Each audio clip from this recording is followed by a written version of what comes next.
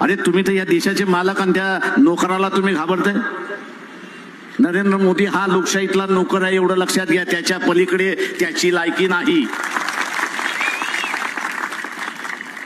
मला अनेक जण म्हणतात प्रकाश शिवाय देऊ नका, बोल घेऊन जाते. अरे म्हटलं मी तर वाटच बघतोय.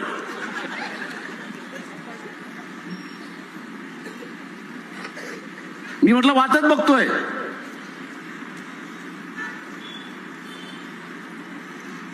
म्हणजे कायमस्वरूपी एकदा की ज्याला आपण निवडून देतो, कायमस्वरूपी लोकांच्या मनामध्ये बिंबवता येईल की ज्यांना आपण निवडून देतो ते लोकशाहीचे सेवक आहेत, ते मालक नाही आहेत.